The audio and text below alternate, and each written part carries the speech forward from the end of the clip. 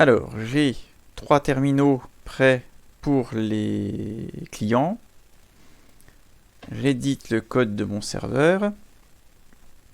Donc, on va y trouver nos habituels handlers, paramètres, etc. Alors ici, j'ai une fonction que j'ai appelée child process qui récupère en paramètre son descripteur de socket avec lequel il pourra discuter avec son client, et un nombre qui sera utile en fait ici pour afficher un message sur le serveur pour loguer un petit peu ce qui se passe. Donc on l'utilise pour la réception et la déconnexion.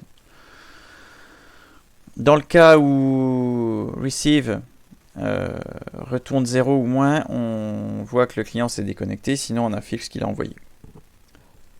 Maintenant, comment ça se passe au niveau du main? Je vais l'afficher en entier. Voilà, alors, on va s'arrêter par là. Presque. J'ai donc ici les variables pour les enfants, donc les numéros de processus des enfants et le nombre d'enfants qui est à 0 au début. Je définis mon serveur, l'adresse sur laquelle il va se lier, je crée le socket, donc là c'est l'exemple, c'est de l'IPv4, donc en TCP évidemment, sinon c'est un peu moins intéressant.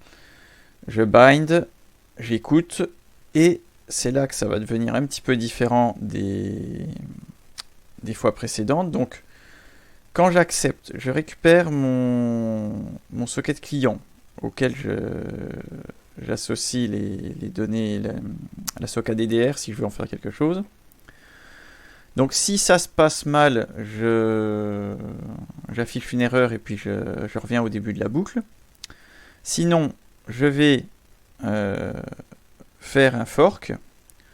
Donc, si j'ai un retour qui est égal à 0, qui est ici, je suis donc dans l'enfant. Donc, je ferme le socket serveur puisque dans l'enfant, il ne sert à rien.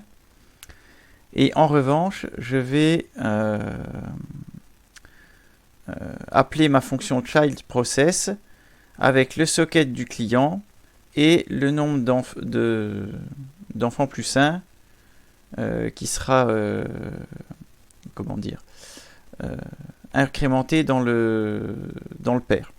Côté pair, donc là j'ai reçu un PID, je ferme le socket du client puisque là il serait inutilisé dans le pair. J'ajoute en incrémentant children count le PID ici de mon fork dans la liste des enfants. Et puis c'est tout. Et donc c'est dans ma fonction child process que je vais ensuite utiliser la fonction regv dans une boucle infinie pour gérer les clients, les messages qui arrivent depuis le client. Et donc si on se déconnecte, on quitte le child process et ça arrête le processus. Donc revenons maintenant au main. Si je sors, donc je génère SIGINT, je vais commencer par tuer tous les enfants qui restent avec le message SIGKILL, puis fermer le socket du serveur s'il est ouvert, puis quitter. Aussi simple que ça. Donc je vais maintenant lancer mon serveur TCP. Lancer mes clients ici, ici, ici. Donc le premier client dit bonjour. Je vais y arriver. Donc on note que c'est le dernier que j'ai lancé. Donc il affiche 3 received bonjour. Donc c'est le troisième. Si lui répond, il va lui dire salut. Donc on voit que c'est le premier que j'ai lancé. J'ai bien un numéro 1.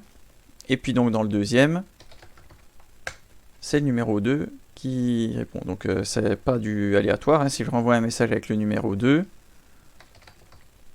je reçois à nouveau la même chose. Voilà. Maintenant, mettons qu'on déconnecte un par un les clients. Hop, le deuxième client s'est déconnecté, le premier s'est déconnecté, le troisième s'est déconnecté. Et j'ai reçu le signal SIGINT et je sors et accepte, note qu'il a été interrompu par un appel système. Donc vous avez pu voir comment utiliser des processus dans un exemple de code pour créer des processus à chaque socket client. Alors en l'occurrence là, imaginons qu'on veuille vraiment faire un chat, il serait question que chaque fenêtre affiche ce que les autres lui ont envoyé, ce qui n'est pas le cas ici. Donc évidemment avec des processus c'est un petit peu compliqué puisque ça veut dire que quand un client va recevoir un message, il devra se synchroniser avec ses voisins, échanger le message avec ses voisins pour que ses voisins puissent l'envoyer à tous les autres clients du serveur. Donc en l'occurrence ici, fonctionner par processus n'est pas très intéressant, d'autant que le traitement consistant à lire une chaîne de caractères, mettre un caractère de fin de chaîne, rajouter receive d'avant et puis l'afficher, ne nécessite pas un processus à part entière pour être géré. Ça n'a pas tellement d'intérêt. On va aussi en profiter pour regarder quelque chose que j'ai dit tout à l'heure et qu'on peut vérifier ici.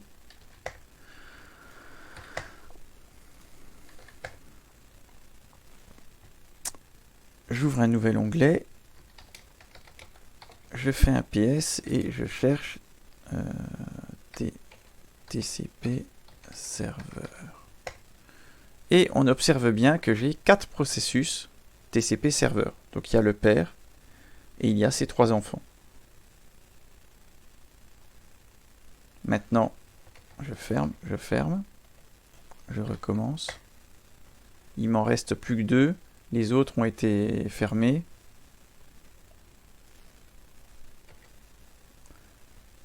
Je vais voir maintenant que 3 ont été fermés. Et si je reviens là, que je ferme, et que je recherche TCP serveur, il n'y a plus que le processus grep auquel j'ai passé la commande PSAUX qui est listée dans la liste des processus. Donc tout a bien été refermé. Voilà, nous avons donc vu comment utiliser ces processus pour multiplexer des accès des sockets TCP entre plusieurs clients sur un serveur.